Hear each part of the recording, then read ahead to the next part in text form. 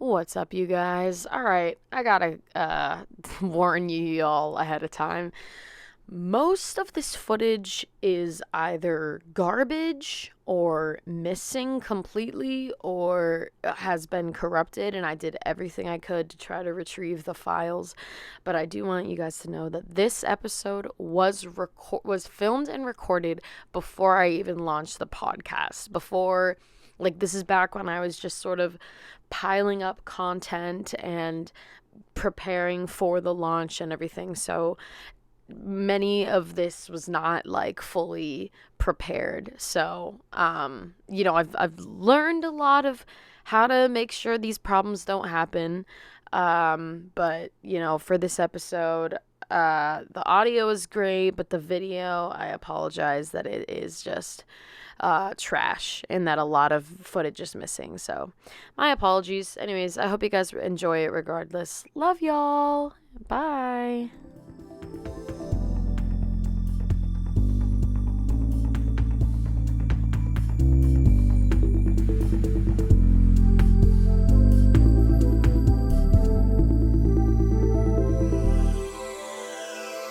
Hello, everyone. Welcome back to the Finn Invasion podcast with Autumn Finn. Oh, you look beautiful, by the way. Today I have a very, very special guest who I've known since I was 19. It's wild. Isn't that crazy? It's actually kind of wild, yeah. That is. I've known you for like 7 years, almost 8, because I'm going to be, 19, almost 7 years. Because I'm going to be... math, because I'm gonna be 26 next month. Nice. Yeah, Libra season. What are you again? Are you a Gemini? Sagittarius. I love a Sag. We're the best. You're like, we're better than you. Everybody. You're like, you said it. Yeah, so I have Janet Lavigne.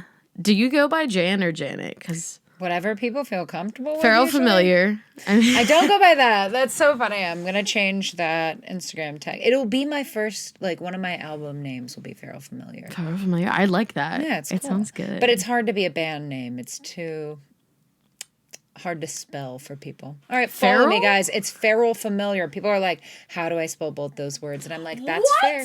Yeah. No, that's not fair. That's not fair, Roll Familiar. That is...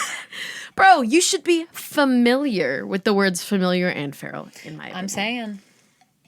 It's just me. That is silly as hell. Okay, I don't know why they're, dare I say, gaslighting you into thinking that this feral, Feral, 5 letters.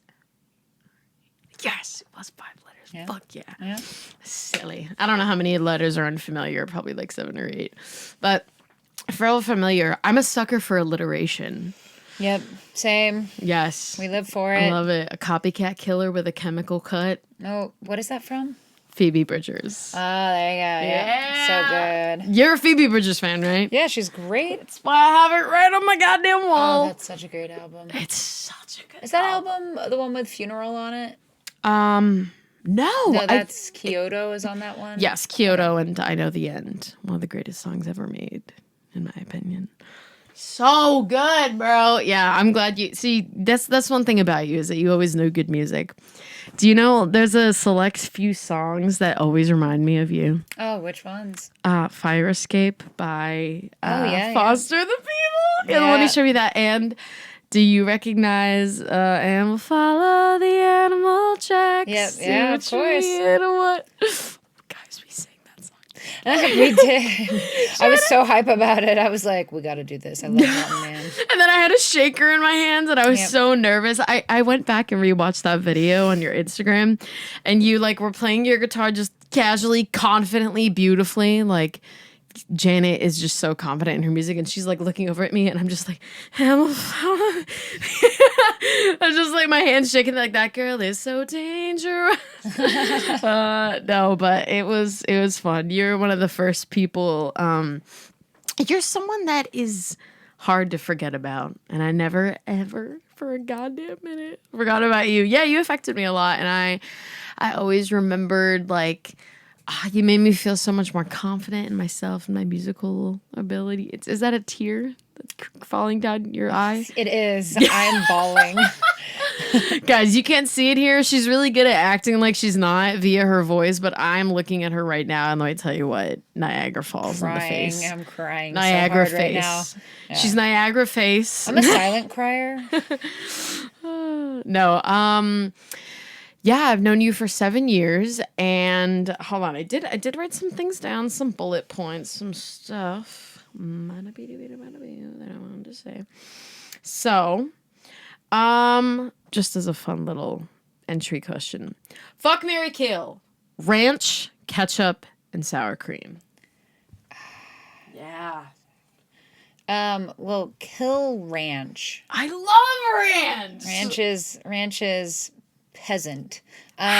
Okay. All right. Mary sour.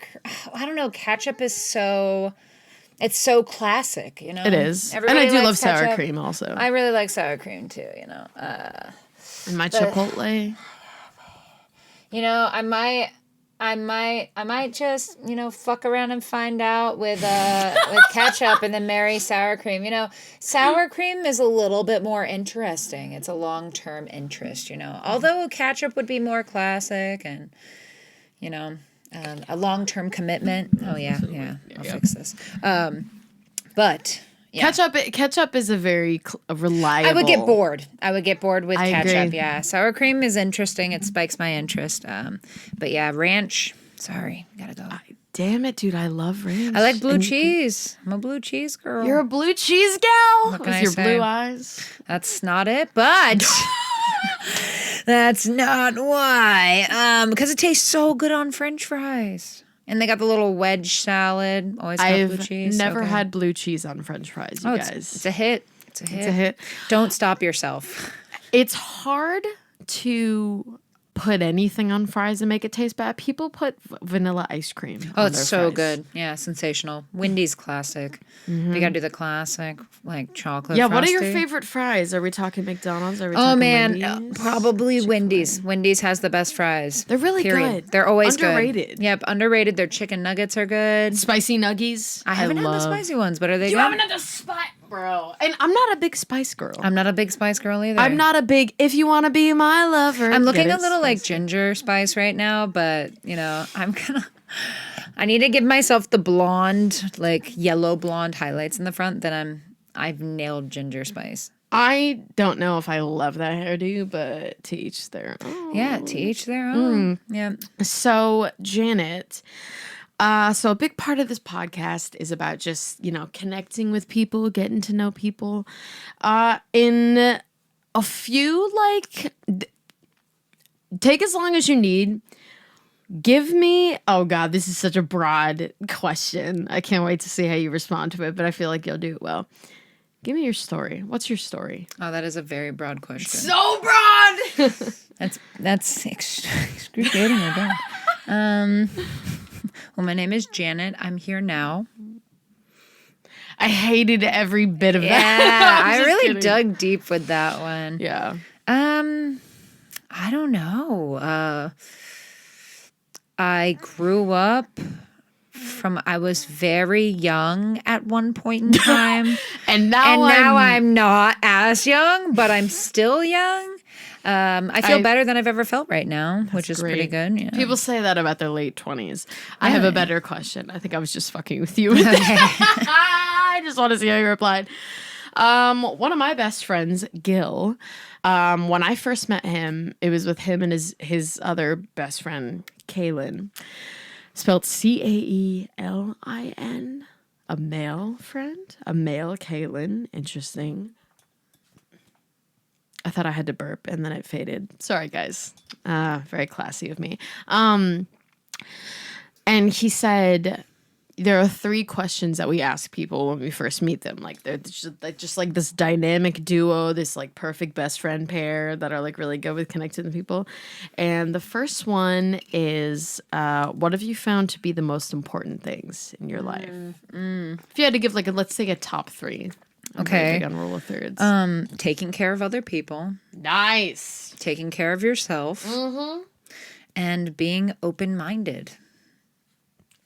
awesome. So fucking simple. Damn. Yeah, you know, it sets everything up. If you care for other people, people are safe in your presence. They know you're going to take care of them. But also you take care of yourself. Anything is possible because you're taking care of yourself. Also, within taking care of others, you've networked so much. Mm-hmm. You've created so many points of contact where when you need help, people are going to help you too. And then being open-minded is just the best way to approach the world. Yeah. There's so many different points of view. To be moralistic entirely is almost it's stunting, it's stagnant, where being open-minded opens, and have your morals. Be moralistic about some things. Have where you put your foot down, because that gives you a sense of self. But then be open-minded and like water. Like river water flowing. Just like life is always going to change. So if you're not open-minded, then you can't change, and you're going to be really disappointed when life continues without you. Yeah. And it's going to be really hard to grow. It's no personal evolution. And if you're open-minded and open to things, you never know where life will take you. Life is so exciting because no matter what ideas you have about life, if you are open-minded, you get excited about the future because you can never even imagine how great the future is going to be. You haven't experienced anything comparable to how amazing your future is going to be yet.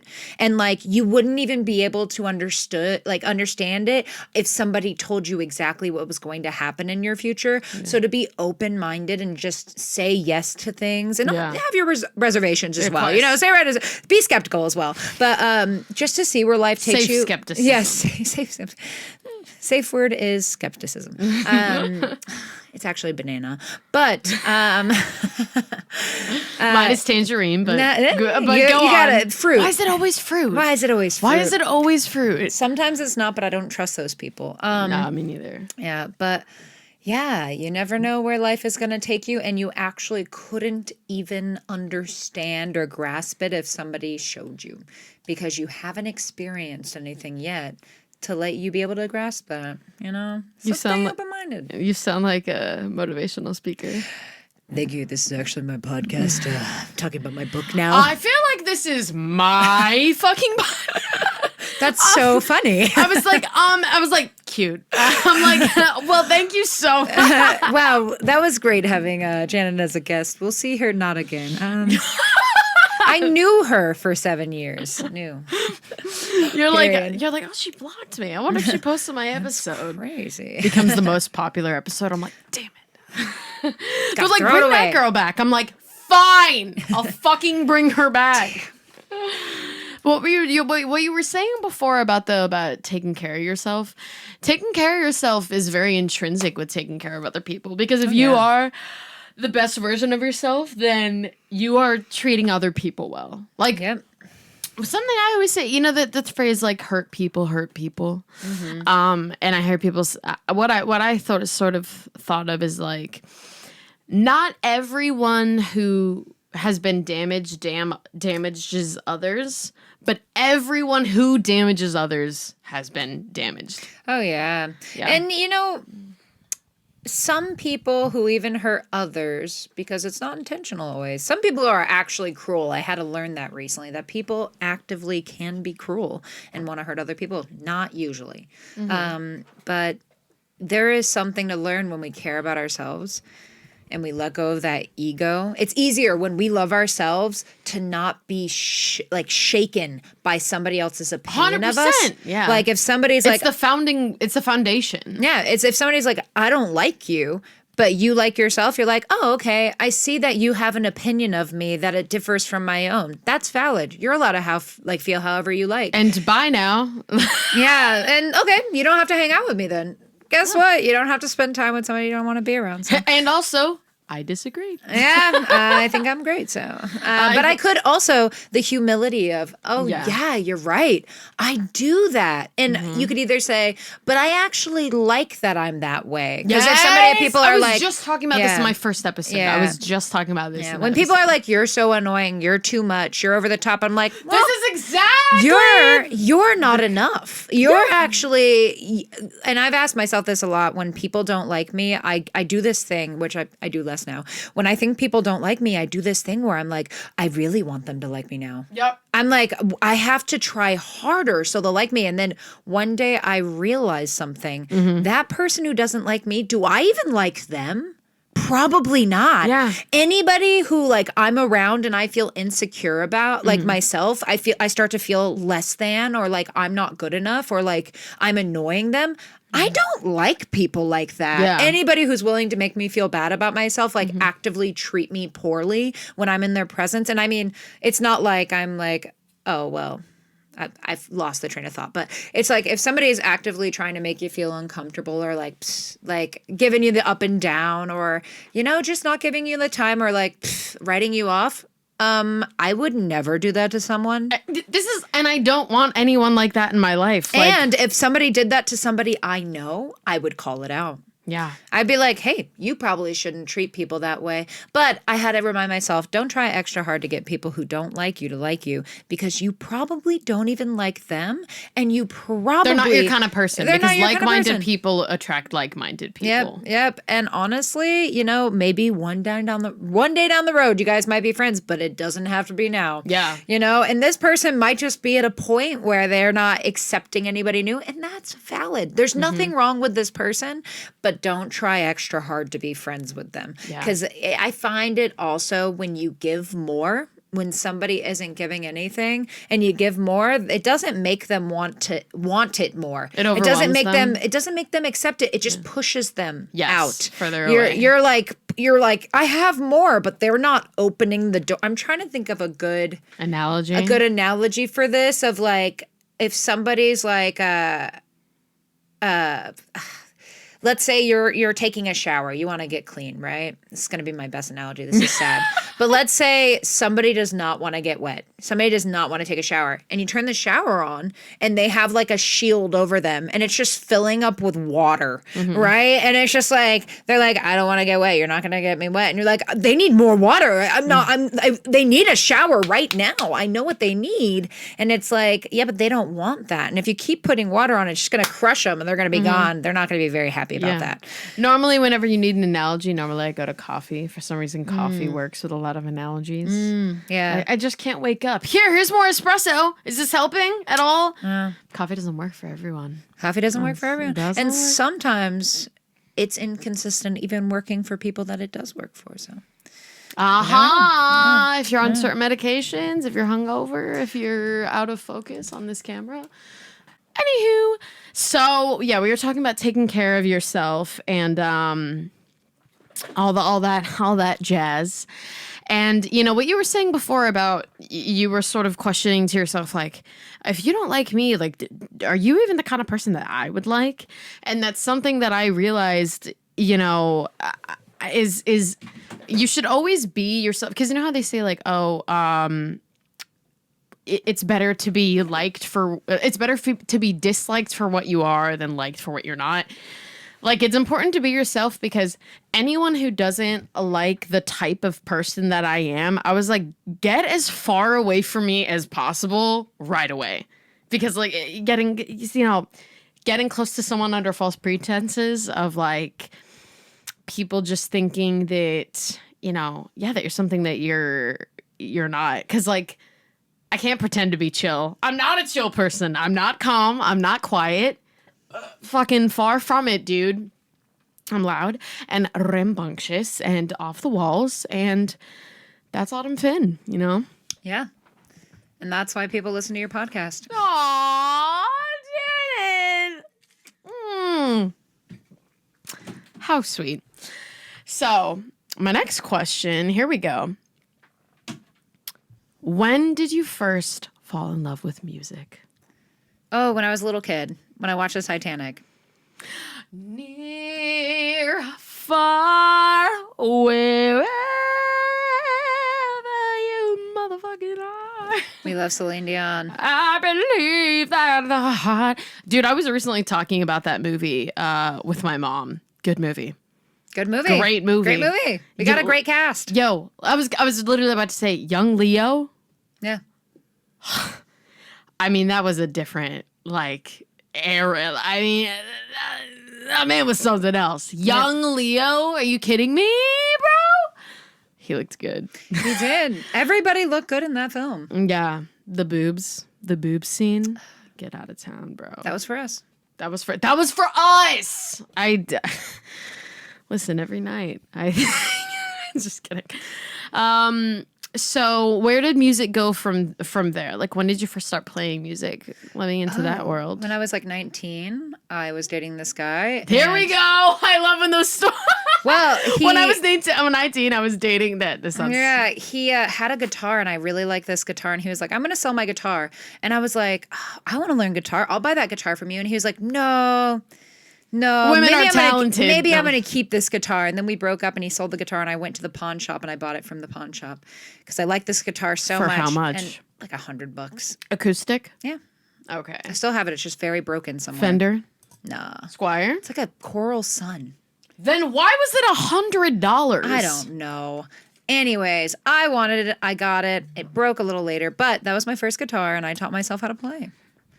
And then I didn't start writing music. I just started like, my voice is in a register where I cannot sing most songs in the key on the karaoke version on YouTube. And so I got a guitar so that I could put a capo on it and play in any key so that I could then sing the songs that I love so that they're in my range. And so, because there ain't no popular artists out there in my range. It's just different. And I'm a better singer now. So, I mean, I can work harder and make things happen, but it's very nice to be able to pick the key you want to play in. And that was kind of it for a long time. And then I think I started writing music a little bit when I was 22 or 21, cool. 21 or 22.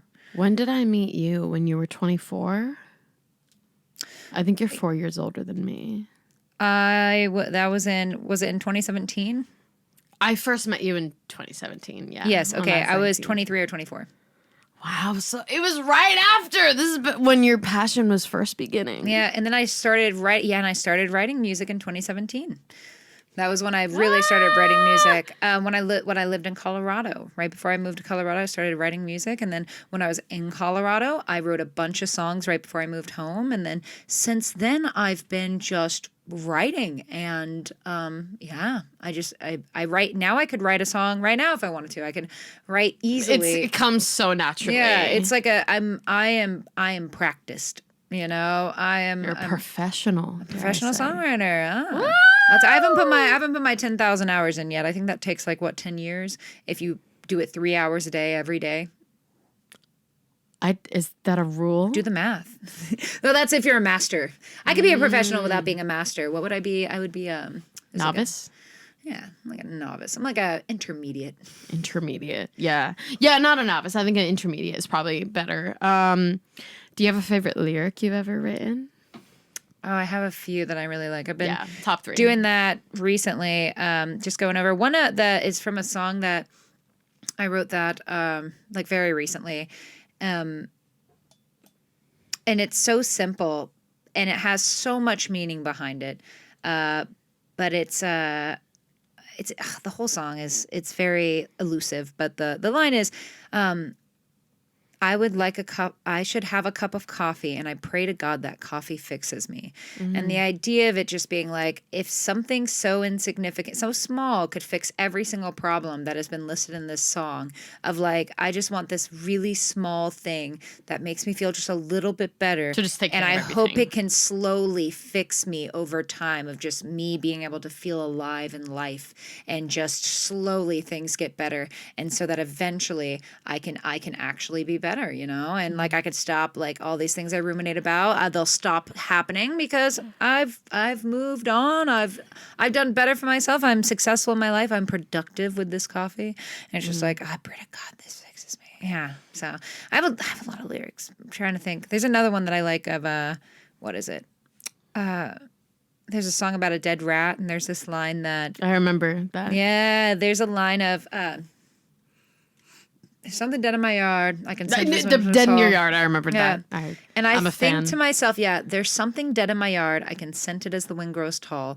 And I think to myself that it could have been me. God, how do you make such tough calls? It's like, oh man. And that song, I actually have another good lyric in it, and it's not even that good. It's just so impactful.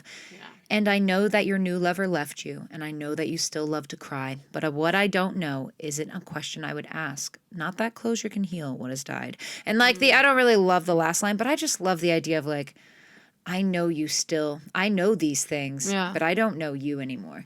And I can know these things and still be distant, and it's just almost like a separate thing. I don't know. Thought provoking. Yeah, it's good. Yeah. What is another good one? I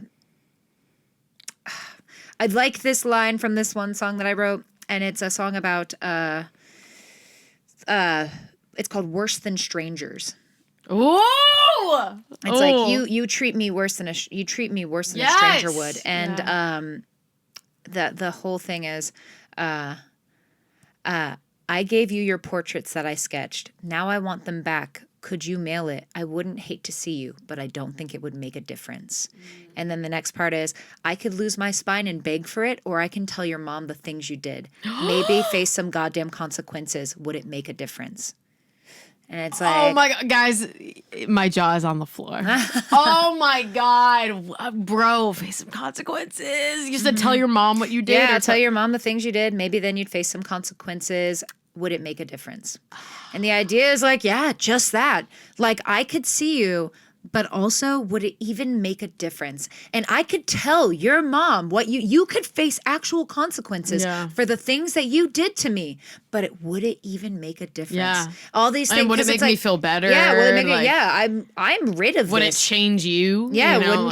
it wouldn't change anything, and everything is so far gone for so long that it's like it wouldn't make a difference. None of this changes anything. Yeah. There's nothing left. And so that the idea of like just like that immature anger still existing in the body after time has passed of like, I still want my things back, but mail it to me. That's mature, but mail it to me because I don't want to see you. But like, even if I did, like, I just know it wouldn't change anything. Yeah. And like, do I want things to change? Yeah. Do I wish that we're going to have some blown out of the water love affair if we see each other for the exchange of one item? And it's like, then it's like, no, I'm really mad at you. Yeah. You actually suck a lot. I hate you. I don't hate, but it's like I'm really still mad at you to the point where like I wish that you would suffer some for the things that you've done. I do have that in kind of a mindset about I wish that I could rid myself of like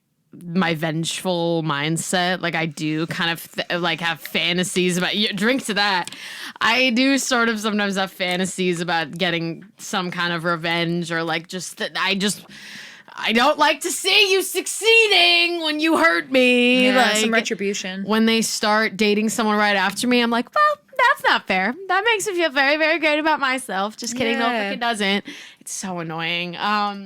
But what you were saying before about the worse than strangers thing, it's like, yeah, with strangers, with people you don't know, you don't treat them with any vitriol, right? But then someone who's worse than a stranger, someone who you have a history with and have had negative interactions with, that's the person where your anger, with your anger and your vitriol and your like sort of petulant attitude, just more good vocabulary, petulant. You're doing a great job. Thank you. Comes out because, the more you invest in someone, the angrier you can be, even if it's someone that you once loved.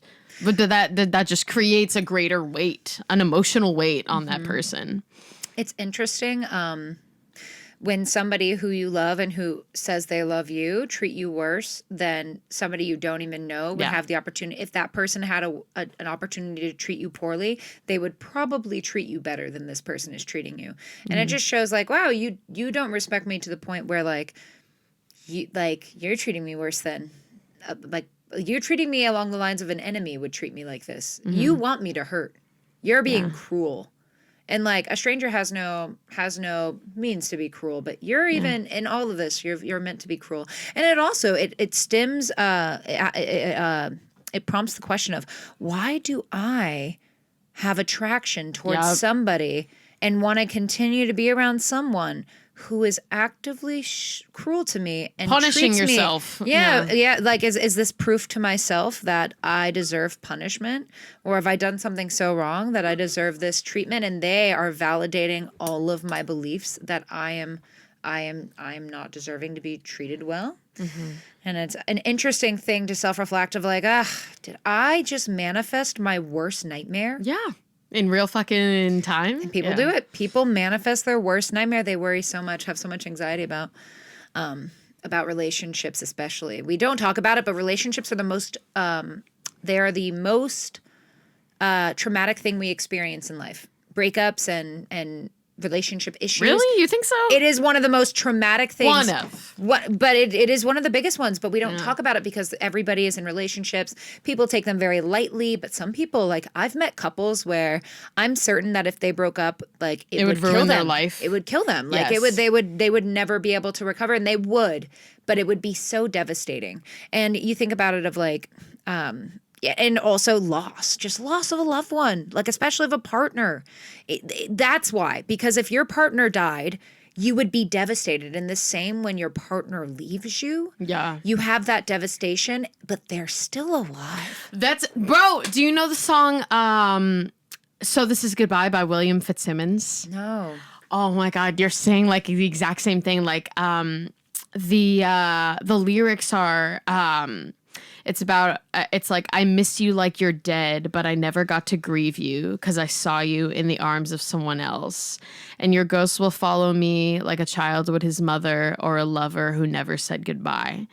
And yeah, it's about how like sometimes when you experience like the death of a partner, at least there's some like closure, you know, or maybe there isn't closure, but with like, yeah, it's interesting. You feel like the loss of a relationship can feel like a death. Like it can take the same emotional toll and emotional burden as like losing because you're in a way you're grieving the loss of a different life that you had, and you're grieving the loss of a certain version of yourself. Oh yeah. That was happy and in love. Yeah, it's like you built a house and you lived in that house and you were like, man, the water leaks, the floors are creaky. Yeah. This cabinet doesn't even have a handle on it. The shower water never gets hot enough. No AC. It's no AC. The AC is finicky. It's on and off. Like, I know what I would want better in the next house that I have. And they're like, okay, but you get this one piece of land and you can only have one house on it at a time. And you're like, fix it or move. Well, build a new house. Yeah. This house is not the one that's meant for you. And you could keep on trying to temper this house that's old. The bones of it are just no longer structurally sound. You didn't build a good house with this person. Yeah. And you gotta tear the house down completely in order to build a house that you now know what you don't want in the next house. Now you know what you do. And there now you want non-finicky AC. Yeah, you want a good brand new, you know where to spend the money. You know what to look for. You know what's important to you now. Before you were like, I just want a house. Now you're like, I want a house that is reliable. Yeah. I want a house that makes me feel good. Attractive. I want a house that feels safe. And I want to live in that house. You know, and I want to be able to have good sex with this house. Yeah, with this house. This house and I, we have a very inanimate object relationship. I don't know what branch of sexual orientation that is, but it is one. Is that gay? But which is why this episode is sponsored by Belize of Sex Toys. Yes, excellent. We have tons here. The alien's holding all of them. Yeah. We actually have a live review of the. No, I'm kidding. I'm so new podcast. You have to pay for this one. You have to really pay for this one. You got to pay for this one. For free? Autumn, for free. On OnlyFans. Free trial. Yeah, but it's like we relationships are like building a house. and you are the piece of, you are where the house goes, right? Right. And the relationship is what you build with another person. And when that house just isn't working out, because some people will be like, yeah, I know that it leaks. It's not ideal, but like, I'm already here and I've lived here for it's a going to really take long so time. much effort Yep. to build a new house. So much. I don't even know if I have the strength or interest to build a new house. I already built this one. And it was so it's not that time bad. consuming. Yeah, Yeah. it took so much time and effort, and I've had to fix it so many times, and it's so quirky, but I don't want to redo it. I don't need to. Yeah, I can keep renovating this and fixing it up. I know that it's eventually just going to fall through, but I can keep doing this. And it's like, or I can let this one go. Yeah. And just fucking tear it down. And slowly I will gain the energy to build a new house. Stay at an Airbnb for a while. And you don't one-night need stand. to. An Airbnb is the yeah, equivalent of a one-night stand. That's funny. rough. And also, the house you build doesn't have to be with another person. You can build your own house. Goddamn house. That you let somebody else into. And only if you think, because would you let somebody into your house if that person was notorious for stealing or notorious for breaking things? You'd be like, sorry, you can't come to my house. I just know too much about you. You know, so if you have a house that you build in your image, then if they have some red flags. yeah, don't let them in the house. But then you're building this house that's you're like, I love this house. It is a reflection of me. I know who I am. I know what the house looks like. Yeah. I built this based off of what I like. And somebody tries to come into your house and they're like, hey, do you want me to install something new? It's really great. And you're like, I don't, because you know the single for a long time thing. Then you become skeptical about like letting people in. But then you're like, I don't know if I want something like that. But slowly you let people in who bring really great things to your home. I live with 5 like a roommates. Coffee maker. Like a coffee maker, yeah. People bring appliances. You're welcome in my house. Washing machine? Washing machine. I don't already have one of those. 2. I need more. But having 5 roommates, that's something really big of like, taking it from a metaphor to real life is people all bring something to a home. Yes. And when there's a lot of people in a home, it's important that there's a lot of harmonious energy. And not that people have to complement each other, but that people have such humility that they are willing to work with one another so that everybody can feel safe, heard, and just comfortable. And appreciated. Oh, yeah. Appreciated too. Yeah. But comfortable. Is priority. Safe. Yeah, safe. That's it. Yeah, safe. Safe is huge. Safe is really big. If you don't feel safe in your home, then where can you feel safe? Yeah. Home is supposed to where you get away from the world and you're like, thank God I'm home. Mm-hmm. It's like, or comfortable. You want to look at your surroundings and go, I love living here. This makes me feel, I feel good because my surroundings are so good. Yeah. And then also just like heard, like you're like, if you're living in a house and you're like, oh, I'm comfortable, but I wish things could change. And people are like, oh, we could easily, let's talk about that. Let's figure that out. Oh, I have helpful, wonderful, kind, supportive people by my goddamn side. Yeah. Complimentary. Everybody's complimentary of one another. If you can be open-minded and not so moralistic or hard-headed, and you can be accepting and not egotistical or just expressing humility, understanding nothing's personal. I think it's a good play for not only living with people but having friendships, having professional friendships as well. Yeah, you know, if you're like, whatever, we get along. We don't necessarily get along, but honestly, whatever I can do to try to like compliment you because I'd like to work with you. You know, we don't have to get along, but let's get this bread. Yeah. Let's do it. What do we need to do? How do we need to compliment one another? It's like, I hate you, but we make great music together. Yeah. Don't want to. Nah, I don't know if I'm write musical people. I don't like very much. But just working professional relationships, it's so important to to find a happy medium of like, hey, we don't have to work together, but since we already are, how can we both kind of drop that ego and talk to each other? We both feel heard and can work together. And then when you do that, and you enter a relationship, because relationships are different, right? Yeah. So you build a great sense of like humility. And then when your partner does something that pisses you off, you're like, whatever, they're having a bad day. Yeah. They're not mean. Empathy, they don't want to hurt forgiveness, grace, compassion, believing the best in people, compassion. Just looking at somebody and going, you know what? I'm not feeling what you're feeling, but I have so much compassion for you. Like, I don't want to be feeling what you're feeling. Thank God I'm not feeling what you're feeling. Based off of what you're doing, and it like says so much about how you're feeling. And I'm so proud of you for even just existing right now, because I would be a lot worse. I'd be a lot worse off. I'd be a lot nastier. It's very hard for people to have the mindset that you're describing right now. People want to be very self-centered and just very much like, well, this is hurting me. And like look, it is important. There's a fine balance, and there is like, you know, a middle ground of like, you can only put up with so much, and there is very much such thing as like abuse and everything. But you know, when it comes to just, I think one thing about like the difference between abuse and having a bad day is the lack of like consistency. So if someone is pretty much always treating you very well and then has one bad day, you know. And this is what I say, this is what I've said before, like to bounce off of what you were saying about having compassion. I was like, when I forgive people, I say to them, you know, my love for you and my compassion for you is not contingent on, it's not always contingent on how you treat me. You know, I'm like, my love doesn't like disappear just my because time. my time for you might change. Yeah, the love for you, exactly. The love and compassion. That's why I emphasize it. Yeah, like the love I have for you is not contingent on anything other than what I like feel for you.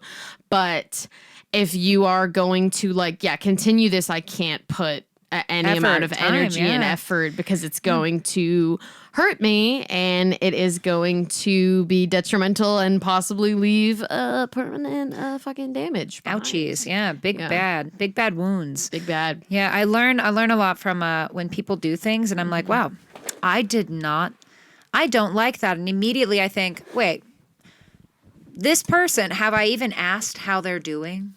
When this person did this to me, did I even think about them for a minute, or did I think about me the whole time? And it's like, well, we're naturally like, we have a high self-importance, right? Yes, like, I'm like, oh, I'm very important.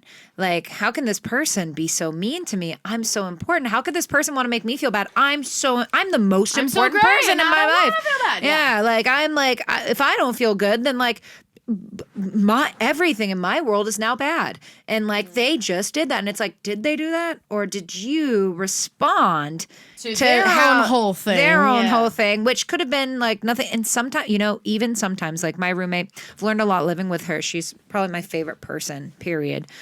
She's so great. She's so compassionate. Well, lucky her. Glad she got the spot. She got the spot, yeah. She worked hard for it. And just getting to know her, there's one thing that I'm a pusher. I push people. I'm just a pusher, Katie. I'm a pusher. I know. I'm very action oriented. Like, even when people come to me, you're intentional. Yeah, yep. And also, I'm like, let's go. Let's get this bread. You know, I got that dog in me. LGBT. Yeah. Let's get this bread. Let's get this bread. LGBT. God damn it. You're good. You're good. It's okay. Something about it is I'm very action oriented, to the point where like when people come to me to vent about something, how they're not feeling well, I'm like, okay, well, what do you want to do about it? Here's 10 things we can do. I fix and I push people, but I just see what could be better. I'm like, you're obviously feeling bad. I want you to go motivated. Ahead. Yeah, I'm like, let's do this. Let's fix it. So people know. Yes, we can. Yes, we can. Yeah, I'm like the motivation coach. But like something very funny is like, because I'm so actively pushy, I could be very like, hey, I'm doing something. You want to help me? And I'll push this person a lot of like, hey, help me right now. You want to help me right now? And they're like, okay, yes, it needs to get done. I'm not really in a place to say like, do that, but I don't want to say no, because I understand Janet's being very active right now, and she's fixing things. Janet. Yeah, it's a lifestyle. But she's like, oh, well, I know this has to happen. So I'm going to go ahead and put the effort too, but she'll be too tired, and she'll put all this effort in, and then she'll get mad at me. She'll get snappy because I'm I'm in my own world. I'm like, well, we got to get this done. No, don't put that there. Put that there. And then she's like, I'm already helping you, you know, and she'll get short. Can you relax? Yeah, she'll get short with me. And it's so funny because normally when somebody would get snappy at me, like, whatever, okay, I'm just like throwing things. Bye. Yeah, or like just being rude. I'm like, why are you being rude? We're trying to get things done. Now things aren't getting done. You're really stressing me out.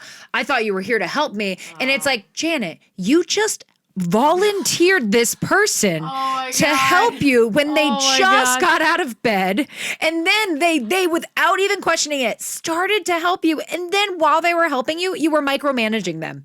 What you need to do, so maybe don't so what can you do for this person now to where they are going to feel okay? And usually my thing is, I'm like, hey, actually, my bad.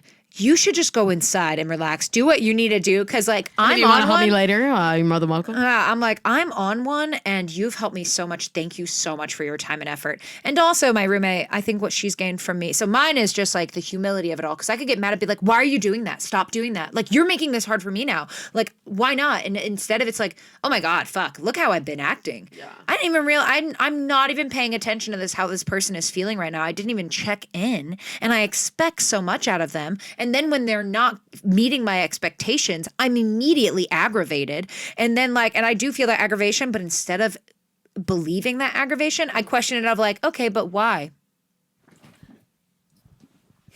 Do you think maybe you started this? Have you consider maybe you're the problem? Did you ever think like maybe you're the problem? Yeah, maybe you're toxic. Yeah. And perhaps you are a self-fulfilling prophecy. Yeah, that's happens sometimes. A self-fulfilling prophecy. And something I really like about it is something you really like. Something I really like. We got the lip now. Hey, that's insensitive. You're right, and I take it back. So something that you really That's fine. What's up, Janice? Oh, not Janice. Okay, you're taking it too far. I'm taking it too far. I'll be on the shisha. So you gotta stop it now. Okay. But something I love too is in being that way, understanding myself is I like to come with disclosures. So I think the best thing we can do is understand ourselves. Disclosure is, now I've got you in my space. I won't let go. The band is called Disclosure. Yeah. You're like, I remember 2014. I love the Disclosure. They're so good. In my embrace. When the fire starts to burn.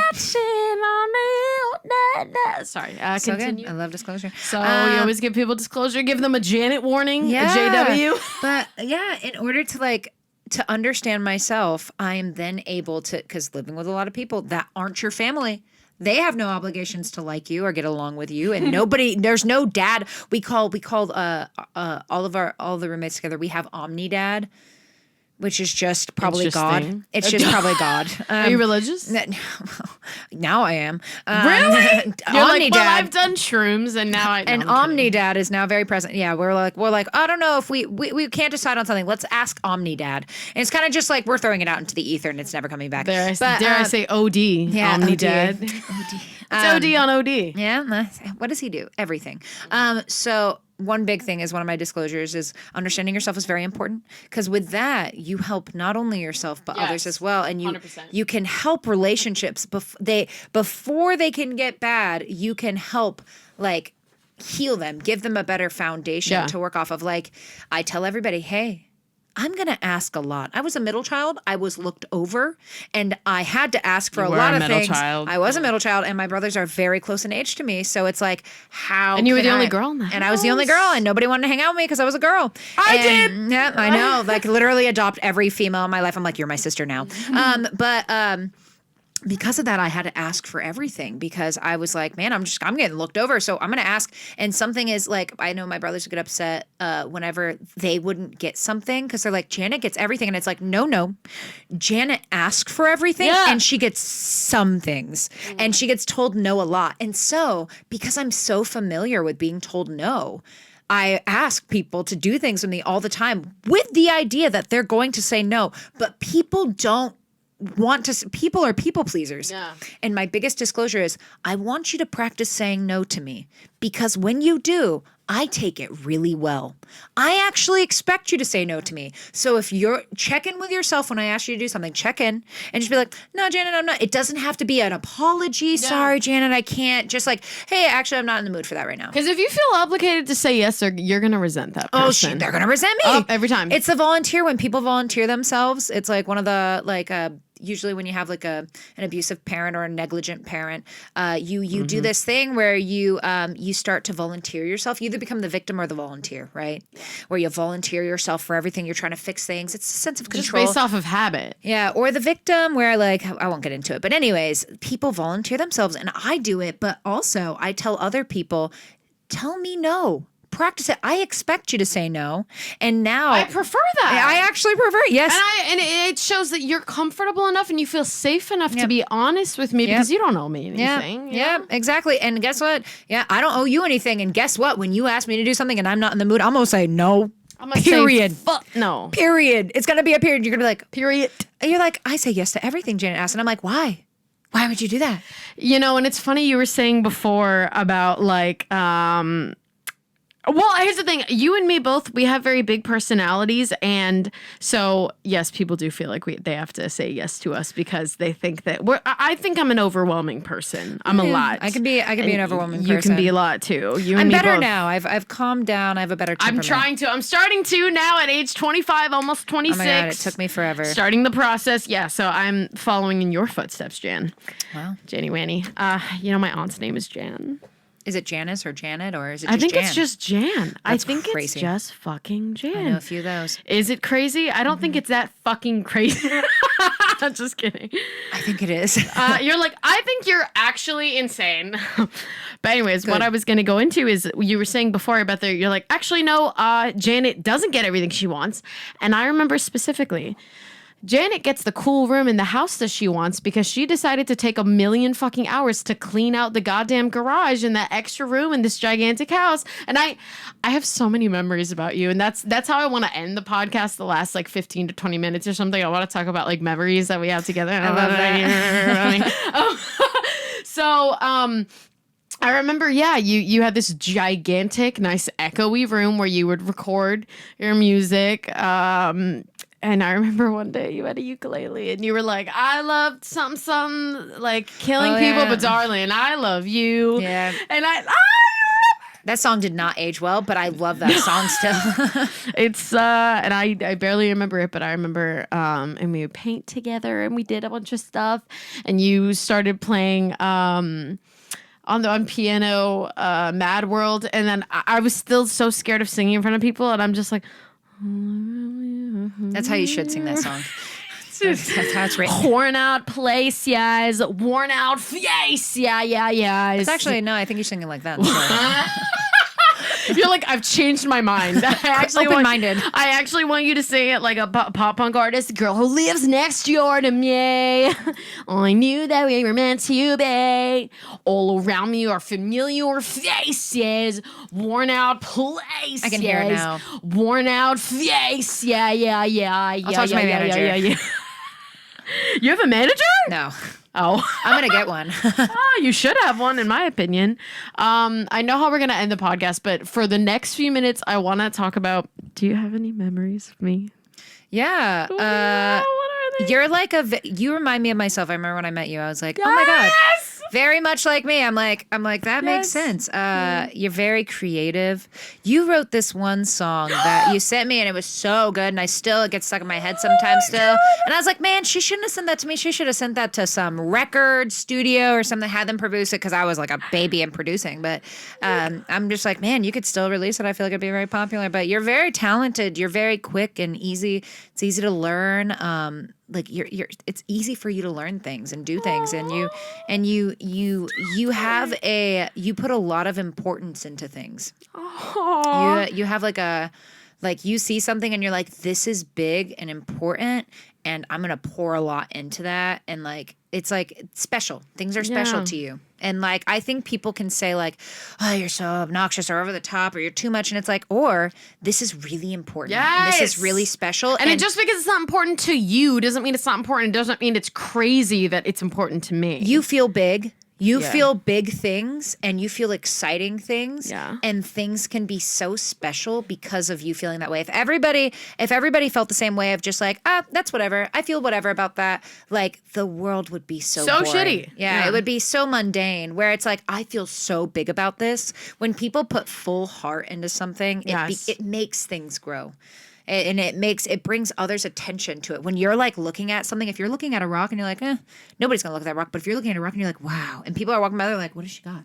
Do you guys see Danny DeVito's face in this rock? I gotta do. Yeah, the dirt is in the shape of Obama. Yeah, they're like, what is with that? I gotta look at what that is. It's like when you put a lot of energy into something, it attracts other people, especially when you have the kind of focus that you can do that with. It's like you can start things. You can give things meaning, in my opinion. Yes. But when I said memories, I didn't know you were gonna go into this whole super sweet, nice little speech about things that you love about Autumn Finn. I appreciate that. I meant like any specific like key memories, but the song that I sent you, do you remember? What do you remember about that? There are 2 songs in specific that I remember showing you in like great detail. Mm-hmm. There was the Etch-a-Sketch one, and there was the other one gets stuck in my head, and right now I'm just completely forgetting what it's called.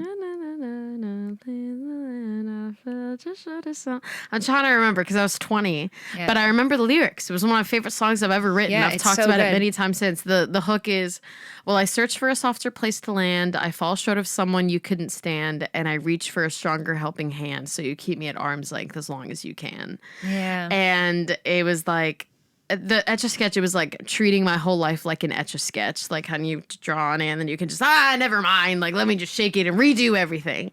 Yeah. Oh, damn. That was a good metaphor. I don't know. I was 20 when I thought of that. Are you kidding? So to give you guys a little brief history of how Janet and I know each other, do you remember how we first met? I do. I don't remember the first meeting. Yes, I was going to say the first meeting. Oh, yeah. I don't know. No, tell me. Was it at like a party? A party? Yes. Oh, okay. So I dated this girl's brother when I was like 19 to like early 20, and it was 2017, and it was like 3 months before my birthday, and I had met her brother at work. He just like came in a lot because his best friend was my coworker, and then his birthday party was on like an upcoming weekend, and I come over, and I remember I was so fucking nervous, and I get into his room, and then you come in, and then I was asking you about your sign, and I was like, damn, this girl's like so cool. And I just remember like looking at you and being like, wow, like your sister is so cool. This is a green flag.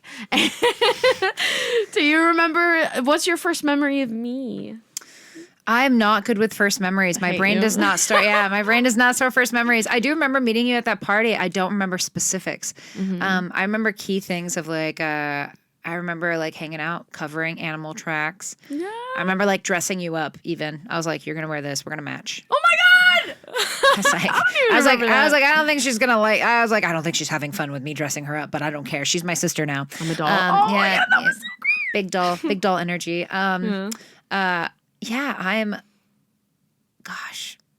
My memory, but also you have to excuse me. My memory isn't the best. Mm-hmm. I have people remind me of things all the time, which makes me happy. That's why I have so many friends. Shared experiences are better with people because then they can remind you what happened. Yes. When you were blackout drunk. No, I'm just kidding. Right. And you forgot everything. No, but his party was the first time I ever drank alcohol. Oh, wow. Was at his party. There was like a Mike's Hard Lemonade, and those are delicious. And I remember when I first got there, he was like, I think it's really cool that you haven't drank before. And I was like, glug, glug, glug. Well, those days are over. I'm drinking for the first time because free alcohol, you know? Yeah. And I was 19. I waited a long time. A lot of people start drinking when they're like 2. I'm kidding. No. Somewhere between 2 and 100. So. You're like, so small window there. Yeah. No, some people start drinking at like fucking 12 or 13. But yeah, I remember... one of the first like lyrics I showed you, I remember we were in your like big echoey room in the house, and I walk in there and I have my big ass fucking song notebook, and I was like, okay. And you and I were debating over how we wanted to like sing this, but the lyrics were, my mind and my heart are fighting again for control of my body, but neither will win.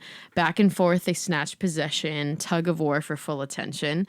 And I remember your melody that you thought of, like, I wanted it to be like very they snatch possession, but back and forth they snatch possession, tug of war for full attention, like very back and forth. But you had these very playful, non-structural melodies, like you'd be like back and forth they snatch tug of war for full, and I was like, no, I want it to be more like a poem, and you were like, oh, I don't do those melodies.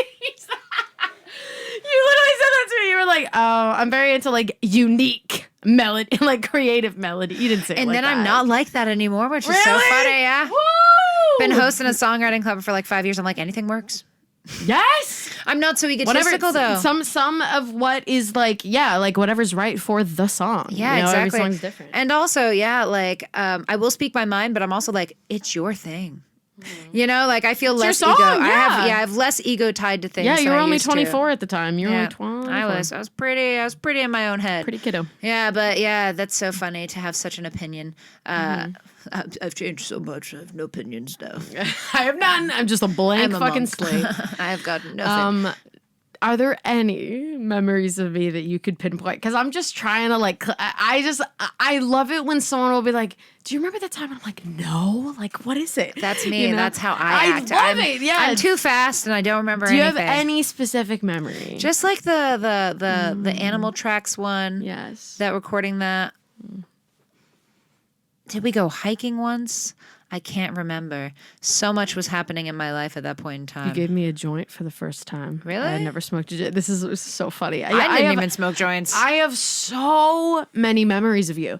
But yeah, I remember you gave me a joint one time because you were very like spiritual, and I remember you giving me a tarot card reading, me and your brother. And yeah, you would you gave me a joint one time and you're like, here, try this. It'll calm your nerves. And then It does not. It doesn't. It makes you anxious. I don't know why I would even say that. Weed has never made me feel better. Never. Hey, you smoked it, not me. And then you gave it to me, and then I took a whiff or whatever, and then I was coughing like crazy, and you're like, hey, don't cough. That's really bad for you. I'm like, Janet, you gave me fucking weed from a goddamn joint. Obviously, I'm gonna fucking cough. It was so funny. You're like, Autumn, like, that's so bad for your voice. I'm like, thank you. Thanks, Janet. Oh, God. Set you up for destruction. I know. I just remember, like, guys, you don't understand how perfect this setup was. Like, whenever my boyfriend at the time would be just playing video games, I'd be like, okay, you're being really boring and you're just playing PUBG with your stupid friends. And I would just walk 10 feet over to Janet's room, knock, knock, knock. And then she's like, oh my God, my sister. And then I would go in and just fucking sing music with her. It was such a nice setup. Do you remember the hurricane? No. I remember I had to be in that fucking house, and I remember you one day like woke me up to what was going on, because remember your old dog? Oscar? Yes. Yeah. And how there was like a guys, what trigger warning, this is gross. There was like a thin layer of dog piss around the entirety of like the tile in the house. I remember you said that to me. You're like, Autumn, this house is toxic. I remember you like standing in front of me. You're like, I'm ready to go to Colorado, because like I saw so much of your like backstory. Like you were like, I'm ready to go to Colorado. There is a thin layer of dog piss covering the entirety of this house because they don't clean up after this fucking dog who's like deaf and blind and has no back legs. And I was just like, oh my God, I just remember looking up to you so much, and I took everything you said like gospel. You really affected me. You're one of the best people I've ever met. I appreciate that. I'm resilient and I'm hard-headed and I do whatever the fuck I want. Mm-hmm. That's something that's never changed. I always do whatever I want. And I will definitely make an excuse for doing things. I'm like, dog, that makes sense. That makes sense. I'm like, I'm going to go do this thing because I'm tired of being here. I'm like a tumbleweed.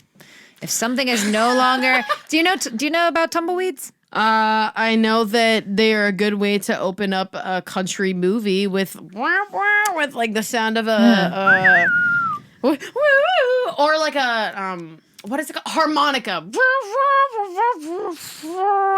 was good. That was a good harmonica impersonation.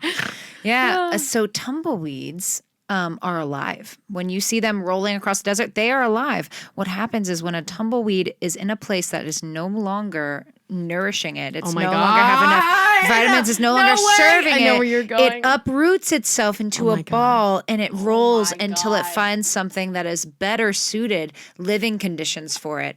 And so to live like a tumbleweed. So tumbleweed is my new hero. Yeah, right. Other than Jenny. Tumbleweed, the omni, the one tumbleweed. The omniweed. Actually, Omnidad is just a tumbleweed, so. Omniweed. I should be that for Halloween. I should be a tumbleweed. Yeah, that people will get it. Tumble me. Tumble me. Yeah. Oh my God. Yeah, I remember I so many memories of you. That was what, honestly, I remember more about you than I do about my at the time boyfriend. I have bad memory. He was not. I don't know what I can and can't say in front of you, but he was not very great to me towards like the end of the relationship. I remember one day, oh my God, and you were part of the thing that like kind of woke me up. I remember one day I came over and I was like sitting next to him and he wasn't showing me any affection. And then after a few minutes, I like went to hold his hand or like kiss his cheek or something. And you were like, oh my God, I literally forgot you two were dating. And then I was like, shit. And it was because like he was so like unaffectionate towards the end of our relationship. And I remember I would like be looking at him and then you'd be like, senpai. Because I was like making the face of like, notice me, senpai. Oh yeah. Oh my God. Oh, sorry guys. I hope that didn't get. I haven't talked about that in a really long time, just because I was so fucking long ago. Yeah. But crazy. What were you about to say? Oh, nothing. So the way that I want to end this, and I think a good way to make it go all the way out, is where do you picture your career in like 5 years? So like, what's your dream? What do you imagine yourself in 5 years? Gosh, I have a few things that are on my plate, but I just made a priorities list. It's changing everything. I want to have my music out. I want to be like a marketing master. I want to be influential in a good way, and I want to be mature enough and educated enough to be able to be influential without being misleading. You know, I want to grow as a person. I want to grow as a friend. I want to grow. I want to be. I would love to do a through hike, but I think just having a really good head on my shoulders and being like a very good influence above all else, and just being very like.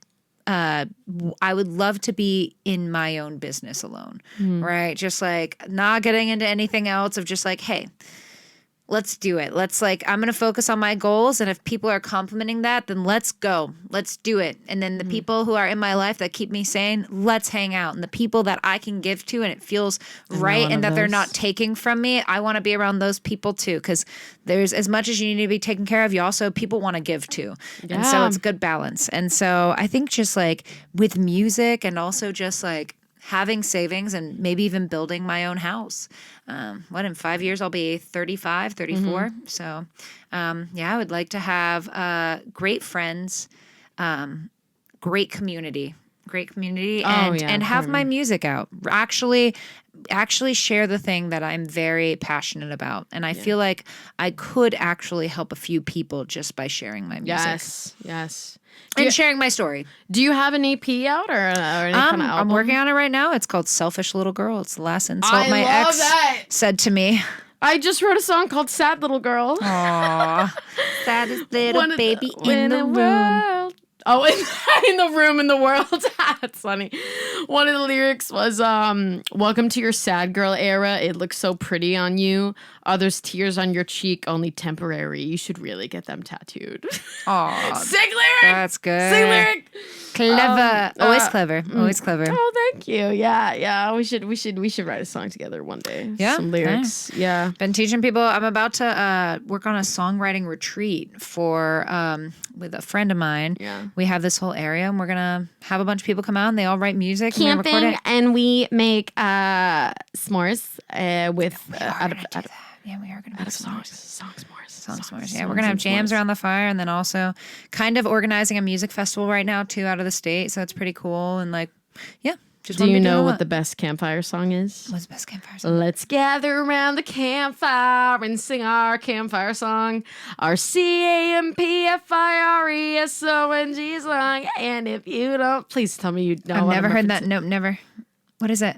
It's from SpongeBob. I Have never you watched heard of it? You know, it's so funny. I never watched SpongeBob, and this is an anomaly in my home. This is so okay. Anomaly. Continue. Please give me this story. This is a big issue in the house. Is that everybody? Yes! My roommate, I think she's the funniest person on earth, and she quotes SpongeBob regularly, and I'm All like, the time. that's hilarious. I'm like, that's so funny. You're so original, and she goes, that is from SpongeBob, and I'm like, I've never seen SpongeBob. So everybody has a chance with me to not let me know that they are quoting SpongeBob because I would have loved SpongeBob apparently. Because I think everything anybody says that is a quote from it is hilarious and so clever. And I'm like, that's so good. That's so funny. Like, I need it. And like, I think it's so funny. And so the Gary song.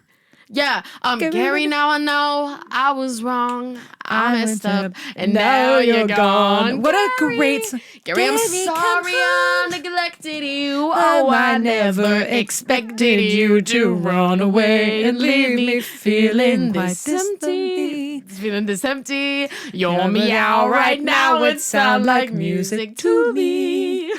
Please come home, 'cause I miss you, Gary. Gary, come home. Gary, come home. It's so good. That song's iconic. See, I was not. No, it is. It really Yeah, is. But I'm getting the full entertainment through my roommate. She's slowly This has been a repeating. Maybe I just need to watch SpongeBob because everybody keeps bringing it. First 4 seasons. Holy shit.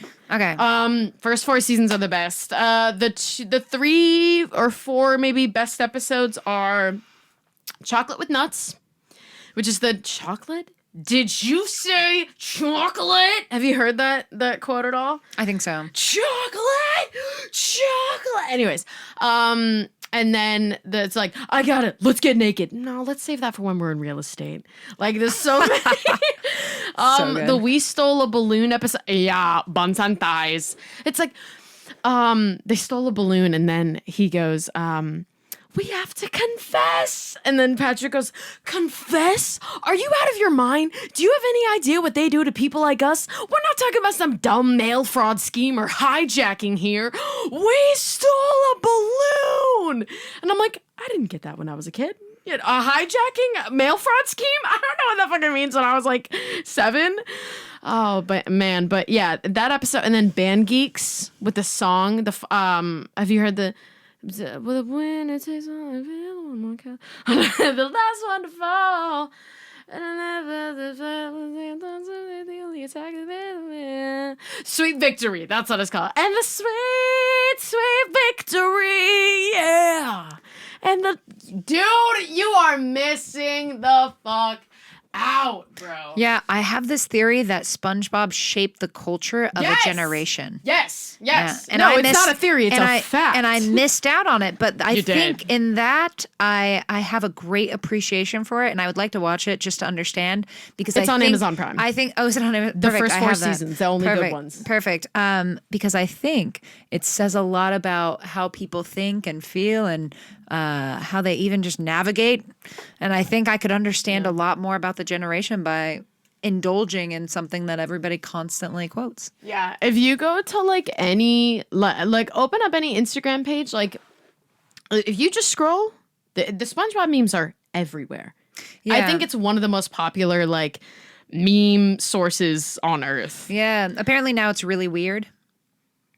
Yeah, there's some people. How did you not? What did you watch growing up then? Oh, I didn't have TV. I grew up in the middle of the woods with I was like a poor kid. And a house that your dad built. Yep, yeah. A nice house. A trailer. No. My dad didn't build that house until we were like older. Oh, okay. Yeah, we grew up in like a double wide trailer on stilts with like mold and infested with roaches and mice and How did I not know this about you? Yeah. Oh my God. Yeah, it was disgusting. My bed fell through the floor one time.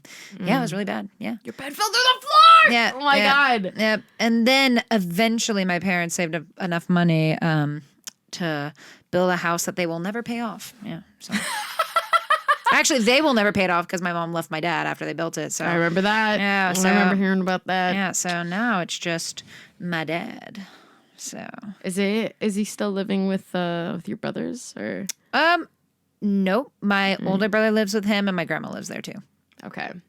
Yeah. Mm-hmm. You're the middle child, right? And I was your younger brother. Okay. I know how I want to end. The last question: how many tattoos do you have? 1. I got it when I was 19.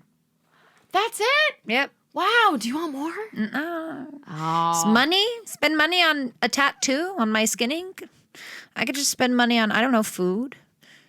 Or you're really going to make me feel like a jackass with my guess how many tattoos I have. 20. 36. Wow, that's a lot. In the course of a year. Oh, really? Really think about how many tattoos that is. Yeah. 12-month period, 36 tattoos. Did you have a crisis? No, I'm just kidding. Yes. No, I mean, I just got addicted to it. They feel so good.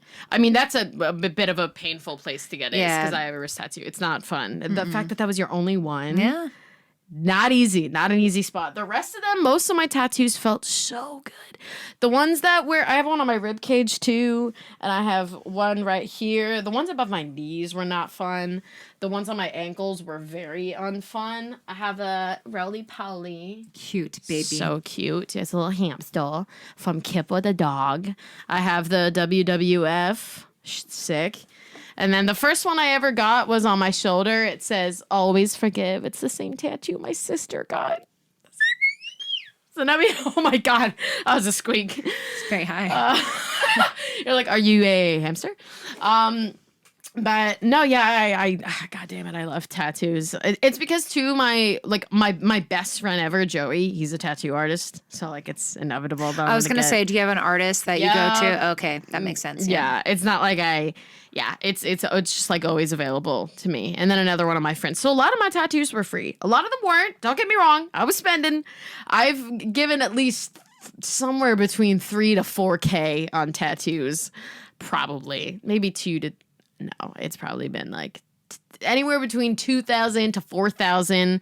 But for 36 tattoos, I have some on my fingers. I have finger tats. Oh, wow. Yeah. Yes, Cute. one on the side of my wrist. Very cute. Anyways, so what does it mean? Why'd you get that tattoo? Those little cat eyes. I thought it was cool. Fuck yeah! And it's feral, because cats. Yeah, snow leopard eyes. It's a perfect full fucking circle, because feral familiar. What? Explain that. That'll be the last question, you guys. Explain the name. Explain the name feral familiar. It's like your cat. They're feral, but they're familiar. Oh my God, that's so simple and cute and perfect. What the fuck? What did I think of that? Yeah, and I'm a little feral, but I'm familiar, and then people know me, and they're like, I know she's feral, but I kind of like it. I vibe with it. Yeah. Top 3 favorite local bands. I have top 3 favorite musicians. I don't really have favorite bands. Okay, well then local. I'm talking about like local people that you're like working with. Oh, people, who a person. Out? Yes, Rachel Gentry. She's one of my biggest inspirations in music. Let's see. Oh God. Give me a second to think about this because there's so many. I'm friends with so many amazing musicians. Yeah, and I definitely have a. Chris and the Chemtrails. Oh, I love Chris. He's a great songwriter. Mm-hmm. Chris and the Chemtrails. That's one of our mutuals. Do you know Madison Moon? I know of her. Yes, I met her before once at Muddy Root. You've been there probably? I think maybe. Yeah.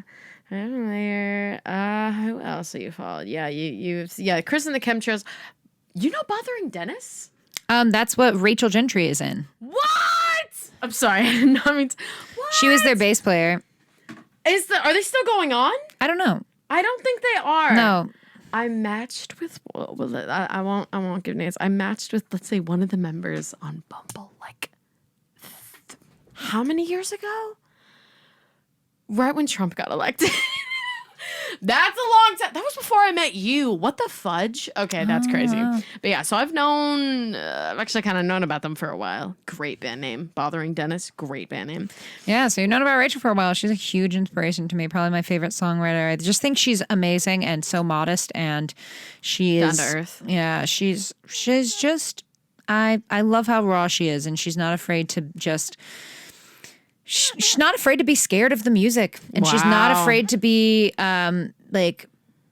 she's not afraid to drop off. She feels no pressure to like do something that like, and she does feel that pressure, but she's like, she respects, like, I don't know. She just, when she works on herself, she makes such, I don't know. She's just so real. She's so real. You are like fumbling over your words of how much you love this woman. She's not pretending to be anything that she's not. That's amazing. And it just is so inspiring, and people love her. She's your age? Yeah, I think so. I think she's like 28, maybe 27. I don't know. I should ask her. She should figure that out. Should I invite her on the pod? She's very introverted. Extremely introverted. So. Wow, interesting. Wow. Extremely introverted, so I don't know. I'll force her to open up. Sorry. That sounded demonic. Anyway, okay, I think this might be a good place to end it because the battery on that died and the battery on this one died, which is stupid because because I thought I just fucking that one takes the charger. That one is batteries.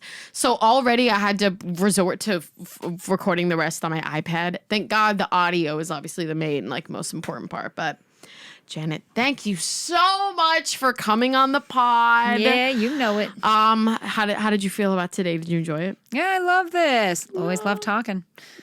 Always love talking. I love the way you say you're so cute. You're like, always love talking. That's one thing I remember about you. It was so easy to talk to you. Yeah. So, Janet, tell the people where they can find you. Oh, yeah. Mostly if you look under your beds. Okay. That's a good start. I noticed that I've seen you a few times. I meant to talk to you about that. Could you stop? I get a little worried because people, I just want to hold people's hands and they're like, there's a monster. And I'm like, I'm not a monster. And I think people are just being really projecting. Some nights it's too much, Janet. Yeah, Some nights it's too much. That's fine. I understand. I empathize. I have compassion for you. You're like, and I forgive you.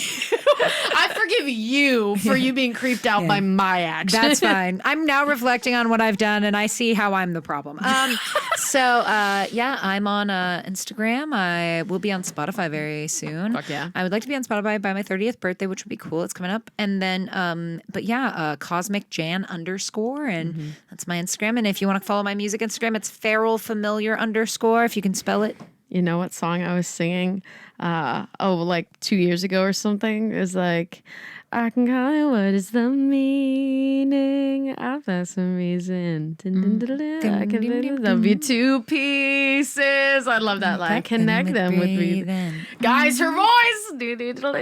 Yeah. I've been your fan. Wrote that at my songwriting club in an hour. Yeah. I mean, it's a short song. It's a short song, but hey, songwriting club. When you write all the time and you get together regularly, it's like, fun songs can be created. Good tune. Yeah.